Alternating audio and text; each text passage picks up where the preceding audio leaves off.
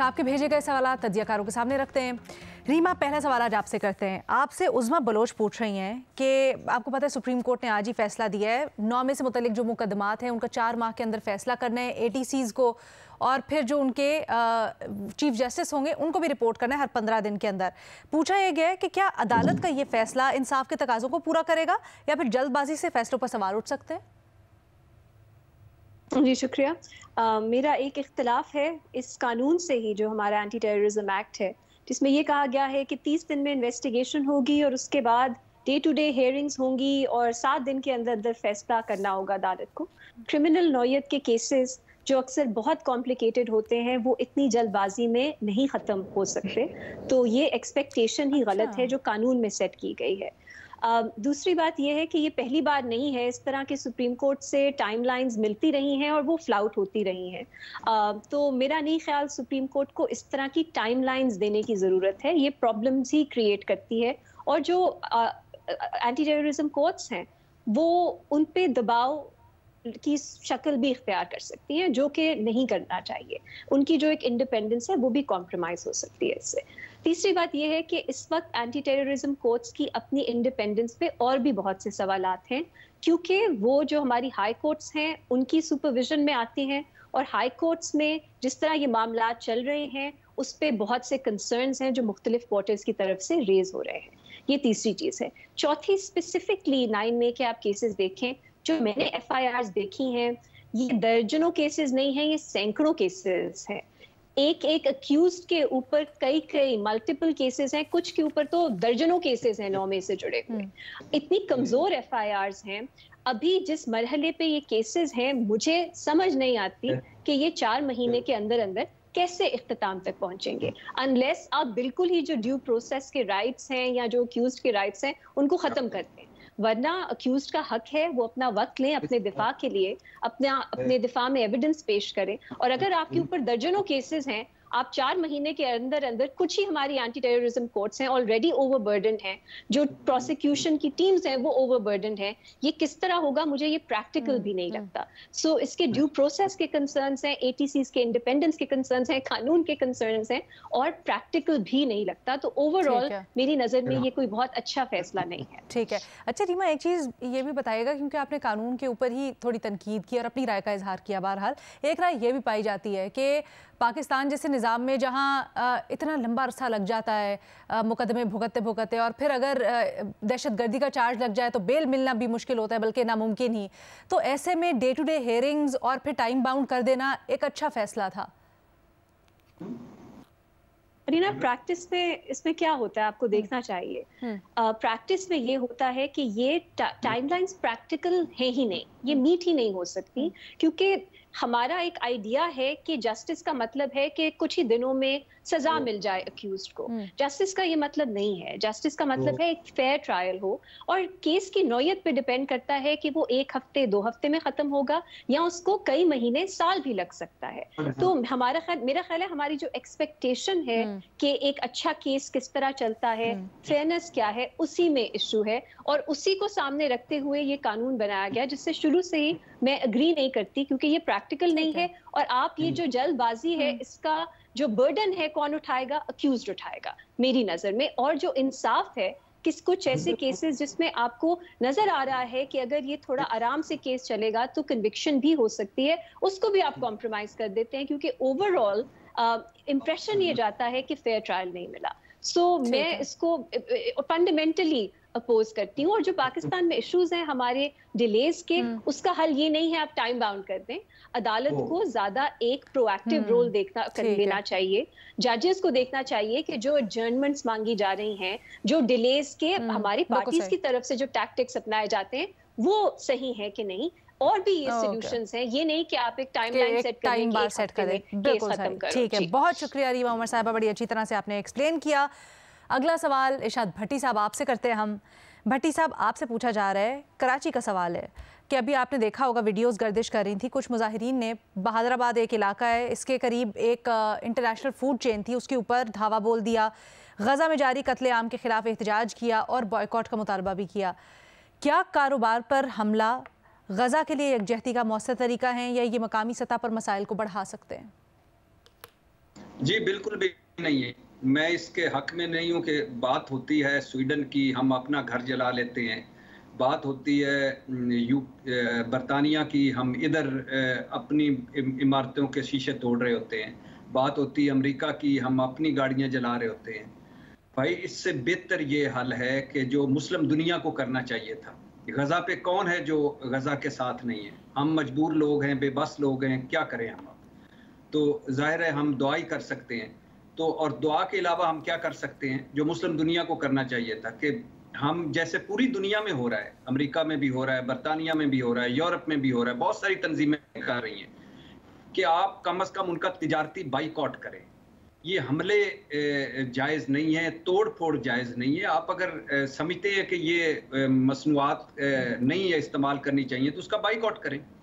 और मुस्लिम दुनिया भी अगर ये कर लेती तो आज इसराइल इतना आगे ना आता कि सिर्फ सफारती और तिजारती बाइकआउट ही हो जाता पूरी मुस्लिम दुनिया की तरफ से, तो आज सूरत हाल मुख्तलिफ होती। तो मेरे भाई जो भी सुन रहे हैं, खुदा के लिए ये ना करें, अपने घर ना जलाएं।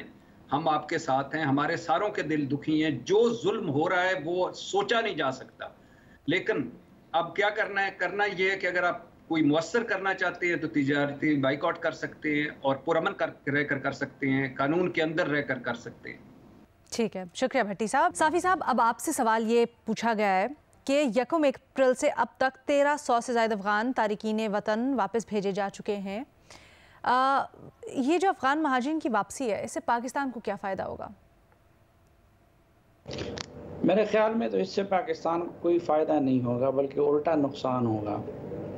और उसकी वजह ये है कि एक तरफ वो अफ़गान रिफ्यूजीज़ हैं जो कि सोवियत यूनियन के दौर में इधर पाकिस्तान में आए थे। यहाँ पे उन्होंने अपने कारोबार इस्टेब्लिश किए हैं, उनके रिश्तेदार बैरूनी दुनिया में हैं, वो वहाँ से पैसा भेजते हैं। दूसरे किस्म के वो हैं जो कि तालिबान की हुकूमत के इक़्तिदार में आने के बाद इधर आए हैं। इनमें से कोई भी ऐसा नहीं है, या इन महाजरीन में से कोई भी ऐसा नहीं है जिनका दहशतगर्दी में किरदार हो, या वो होगा भी तो वो न होने के बराबर है। लेकिन इससे हम उन सालों की अपनी मेहनत और अपनी कुर्बानी को ज़ाया कर रहे हैं। आज सुबह जो अफ़गान हुकूमत ने ईवान सदर में इस सिलसिले में इजलास किए, उसमें अफ़गान हुकूमत ने भी इसको कंडेम किया है। तो हम एक तरफ अफ़गान हुकूमत को भी मज़ीद नाराज़ कर रहे हैं और दूसरी तरफ अफ़गान रिफ्यूजीज़ को भी। मैं आपसे पूछता हूँ, अगर आप किसी की मेहमान बन जाए और वो आपकी बड़ी ख़ातर मदारत करे और आपको बड़े अच्छे खाने खिलाए, इज़्ज़त दे और वो सब कुछ करें, लेकिन आखिर में धक्के देकर अपने घर से निकालें, तो आप वो पहले के एहसानात को क्या याद रखेंगे?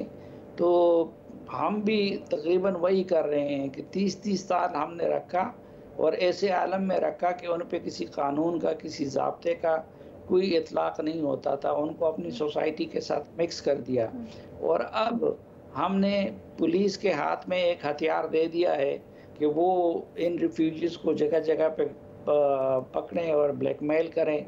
फिर उनको, आप मसलन देखें, खामोशी के साथ ईरान ने 1.25 लाख अफ़गान रिफ्यूजीज़ को इस दौरान वापस किया है, 1.25 लाख। और हमारे जो है चंद सौ है, लेकिन उस 1.25 लाख की वापसी का किसी ने कोई जिक्र सुना है?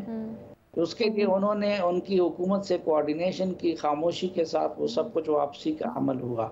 हमारी ना अफ़गान हुकूमत के साथ इस सिलसिले में कोऑर्डिनेशन है और हम उनको पकड़ रहे हैं। हाँ, हम उनको पकड़ रहे हैं, पहले ख़ास सेंटरों में ले जाते हैं और फिर उनको, उसमें बड़े बड़े साहिब हैसियत लोग भी हैं, फिर वहाँ से उनको पकड़ के तोरहम के उस पार छोड़ते हैं। तो मेरे ख्याल में इसका फ़ायदे की बजाय नुकसान ज़्यादा है। सर, ईरान ने कैसे मूव किया इस सारे अमल में? उनकी क्या पॉलिसी रही और किस तरह से, थोड़ा सा अगर एक्सप्लेन कर सकें तो? ईरान ने खामोशी के साथ अफ़गान हुकूमत के साथ, तालिबान के साथ कोऑर्डिनेट करके उनको कर दिया। लेकिन हमारे यहाँ तो अभी काम शुरू नहीं होता और हम नारे लगाने शुरू कर देते हैं, हमारे वज़रा के बयानात देने शुरू कर देते हैं कि ये करेंगे, वो करेंगे, और उसके लिए हमारी तैयारी ना होने की बराबर होगी। अब मसलन एक सिंपल सवाल है कि ये एक इजाफी काम है, या इसका सूबों को कोई फंड दिया गया है? नो। बहुत अहम बातें सलीम साफ़ी साहब ने उठाई। थैंक यू साफ़ी साहब। अगला सवाल फ़खर दुरानी साहब से करते हैं। फ़खर साहब, आपसे पूछा जा रहा है कि भारत में औरंगज़ेब के हवाले से जारी तनाज़े के दौरान खुल्दाबाद का नाम बदलकर रतनपुर रखने का ऐलान कर दिया गया है, जबकि जो दाएं बाजू की तंजीमें हैं वो औरंगज़ेब की कब्र हटाने का भी मुतालबा कर रही हैं।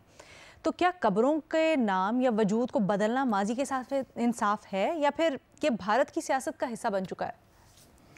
शुक्रिया। बिल्कुल ये एक दुरुस्त और जायज़ सवाल है। देखें, इंडिया के अंदर भी लोग सवाल उठा रहे हैं, जो कि ख़ास तौर पे बीजेपी हुकूमत आने के बाद जो इस तरह के एक्शन उठाए गए हैं, मुस्लिम नामों वाले जितने भी शहर थे उनको तब्दील किया गया और अभी तक किया जा रहा है। इसी तरह जो मुख्तलिफ और जो एक जगहें वगैरह थी उनकी हिस्टोरिक, उनको भी, उनके नाम भी तब्दील किए जा रहे हैं। तो ये कोई जो पहले ही एक्सपेक्ट किया जा रहा था, ख़ास तौर पे जो बीजेपी की हुकूमत आने से पहले ही, कि बीजेपी का मंशूर और मेन जो मोटिव था वो यही था कि हिंदुस्तान को एक हिंदू मेजॉरिटी और एक उस तरह का मुल्क बनाएंगे, और उसके लिए ये तमाम इस तरह के इकदाम उठाए जाएंगे। देखें, हमें इंडिया के हवाले से अगर हिस्ट्री देखें तो इंडिया में जो जब ये ब्रिटिश छोड़ के गए थे आज़ादी के बाद 1947 के बाद, तो 50 ईयर्स में कोई 100 के करीब मुख्तलिफ शहरों के नाम तब्दील किए गए थे, और उसमें नाम वो तब्दील किए गए थे जो कि ब्रिटिश जो गोरों के नाम के ऊपर शहर थे उनको तब्दील करके लोकल जो इंडियन हीरोज़ थे